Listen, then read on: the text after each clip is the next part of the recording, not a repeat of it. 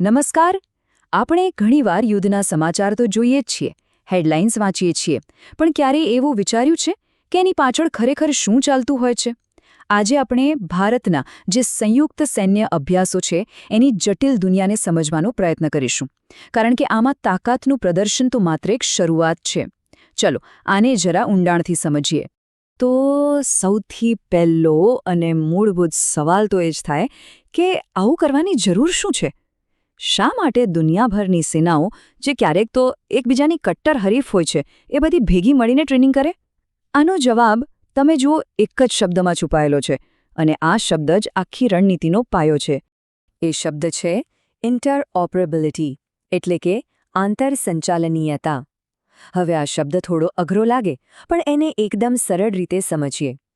માની લો કે ક્લાસમાં કોઈ એક સ્ટુડન્ટની ભણવાની રીત એકદમ જોરદાર છે. હવે જો બાકીના સ્ટુડન્ટ્સ પણ એની એ સારી આદત અપનાવી લે તો શું થાય? આખા ક્લાસનું રિઝલ્ટ સુધરી જાય, બરાબર? બસ સેનાઓ પણ આ જ કરે છે. એ લોકો એકબીજાની બેસ્ટ ટેકનિક અને પ્રોસેસ શીખે છે, જેથી જ્યારે પણ જરૂર પડે ત્યારે બધા એક ટીમ બનીને કામ કરી શકે. સારું, આ ઇન્ટરઓપરેબિલિટીનો કોન્સેપ્ટ એને વધુ સારી રીતે સમજવો હોય ને, તો ચાલો આપણે ભારતના સૌથી મોટા નેવલ એક્સરસાઇઝ એટલે કે મિલન પર ફોકસ કરીએ. અને યાદ રાખજો, આ ખાલી એક યુદ્ધાભ્યાસ નથી, આ તો દરિયાઈ કૂટનીતિ એટલે કે નેવલ ડિપ્લોમસીનું એક જબરદસ્ત પ્રદર્શન છે. 70થી પણ વધારે દેશો. જરા વિચારો, આ એક આંકડો જ બધું કહી દે છે કે મિલન એક્સરસાઇઝ કેટલી મોટી અને કેટલી મહત્વની છે. આ કોઈ નાની સૂની વાત બિલકુલ નથી. આ તો એક રીતે ભારત જે યજમાની કરી રહ્યું છે એની ગ્લોબલ એક્સેપ્ટન્સનો મોટો પુરાવો છે. અને જુઓ, આટલી મોટી સફળતા કઈ રાતોરાત નથી મળી. 1995માં જ્યારે આની શરૂઆત થઈ હતી ને, ત્યારે ફક્ત 4 જ દેશ હતા. અને આજે લગભગ 30 વર્ષ પછી આ હિન્દ પ્રશાંત ક્ષેત્રની એક મુખ્ય કવાયત બની ગઈ છે. આના પરથી ભારતનો વધતો પ્રભાવ કેટલો છે એનો સીધો અંદાજ લગાવી શકાય છે. હવે આ એક્સરસાઇઝની જે ગેસ્ટ લિસ્ટ છે ને, એ પણ બહુ ઇન્ટરેસ્ટિંગ છે. એક બાજુ જુઓ તો અમેરિકા, રશિયા અને ઈરાન, જે એકબીજાના હરીફ ગણાય, એ બધા એક જ પ્લેટફોર્મ પર છે. અને બીજી બાજુ ચીન, પાકિસ્તાન અને તુર્કીને આમંત્રણ જ નથી. આ પોતે જ એક બહુ મોટો અને સ્પષ્ટ જીઓપોલિટિકલ મેસેજ છે, ખરું ને? આખી એક્સરસાઇઝ ખાલી દરિયામાં જ નથી થતી. એના 2 અલગ અલગ તબક્કા છે. પહેલું છે હાર્બર ફેઝ, જેમાં બધા દેશો બંદર પર ભેગા મળીને ઊંચા લેવલની ચર્ચાઓ કરે છે, પ્લાનિંગ કરે છે. અને પછી આવે છે સી ફેઝ, જ્યાં એ બધી જ પ્લાનિંગને દરિયામાં પ્રેક્ટિકલી અમલમાં મૂકવામાં આવે છે. આના પરથી જ ખબર પડે કે આ કેટલું વ્યાપક અને ઊંડાણપૂર્વકનું આયોજન છે. પણ જુઓ, મિલન તો ખાલી એક ઉદાહરણ છે.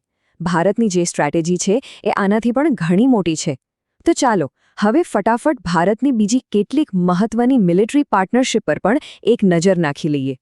સૌથી પહેલાં અમેરિકા સાથે વજ્રપ્રહાર. આમાં બંને દેશોની જે સૌથી એલિટ સ્પેશિયલ ફોર્સિસ છે એ એકસાથે ટ્રેનિંગ કરે છે. પછી આવે છે જાપાન સાથે ધર્મ ગાર્ડિયન. આ આર્મીની કવાયત હિન્દ પ્રશાંત ક્ષેત્રમાં સ્થિરતા માટે ખૂબ જ જરૂરી છે. હવે આપણા પાડોશી દેશ નેપાળ સાથે છે સૂર્યકિરણ. આ ભારતની પડોશી પ્રથમ નીતિનો એકદમ સચોટ દાખલો છે. મધ્ય એશિયામાં જઈએ તો ઉઝબેકિસ્તાન સાથે દસ્તલિક. આનો મુખ્ય ફોકસ આતંકવાદ વિરોધી ઓપરેશન્સ પર હોય છે. અને હા, આ તાલમેલ ખાલી બીજા દેશો સાથે જ નહીં, પોતાના દેશની અંદર પણ જરૂરી છે. એના માટે જ છે ટ્રોપેક્સ, જેમાં આપણી આર્મી, નેવી અને એરફોર્સ ત્રણે એકસાથે અભ્યાસ કરે છે. તો આટલી બધી અલગ અલગ એક્સરસાઇઝ, વજ્રપ્રહાર, ધર્મ ગાર્ડિયન, મિલન, આ બધાનો અસલી મતલબ શું છે? શું આ ખાલી શક્તિ બતાવવા માટે છે? ના, બિલકુલ નહીં. આની પાછળ એક બહુ ઊંડી રણનીતિ છે. ચાલો હવે આના અસલી ફાયદા શું છે એના પર ફોકસ કરીએ. જુઓ, આનાથી એકસાથે ઘણા બધા હેતુઓ પૂરા થાય છે. પહેલું તો અલગ અલગ દેશોની સેનાઓ વચ્ચે એક વિશ્વાસ અને સમજણ વધે છે. બીજું, કોઈ કુદરતી આફત આવે કે કોઈ સુરક્ષાનો ખતરો ઊભો થાય તો બધા સાથે મળીને તરત જ એક્શન લઈ શકે છે. આ એક પાવરફુલ ડિપ્લોમેટિક ટૂલ પણ છે, જે દુનિયાને સંદેશા મોકલે છે. અને સૌથી અગત્યનું, આનાથી ભારતની એક્ટ ઈસ્ટ અને સાગર જેવી વિદેશ નીતિઓને જમીન પર મજબૂતી મળે છે. એક સોર્સમાં આના માટે બહુ સરસ શબ્દ વાપરવામાં આવ્યો છે કે ભારતની ભૂમિકા હવે વિશ્વામિત્ર જેવી થઈ રહી છે, એટલે કે વિશ્વનો મિત્ર જે બધાને સાથે લઈને ચાલે છે. ભારત હવે ખાલી એક પાર્ટિસિપન્ટ નથી રહ્યું, પણ એક આયોજક બની રહ્યું છે. આખા ક્ષેત્ર માટે એક નેટ સિક્યોરિટી પ્રોવાઇડર તરીકે ઉભરી રહ્યું છે. અને આ બધી વાત આપણને અંતમાં એક મોટા સવાલ પર લાવીને ઊભી રાખે છે.